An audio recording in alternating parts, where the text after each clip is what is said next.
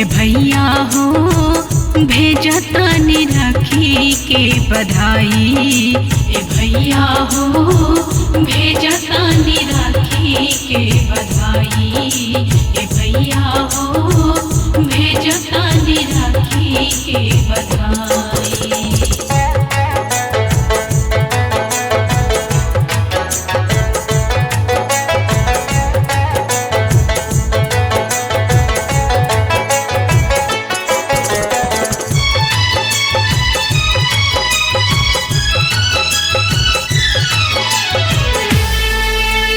आवेला साल भर पर राखी के दिन हो, राखी के दिन हो। मिल जाली भैया से आपन बहिन हो, आपन बहिन हो।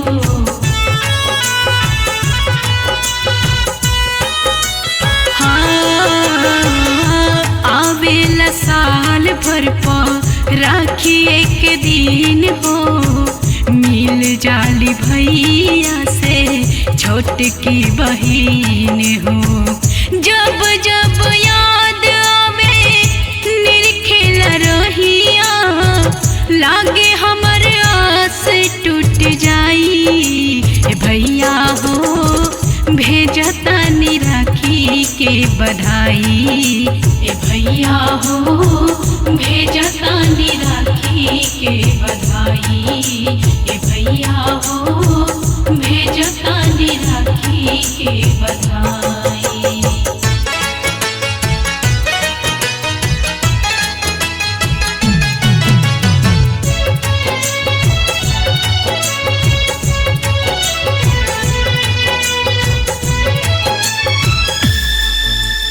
कैसे सुना रही भैया तोहरो कलाई, तोहरो कलाई। सोची सोचे हमरा के आवेला रोवाई, आवेला रोवाई।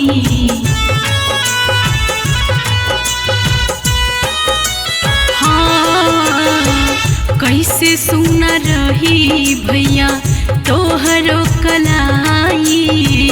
सोची सोची बहिना के आवेला रोवाई।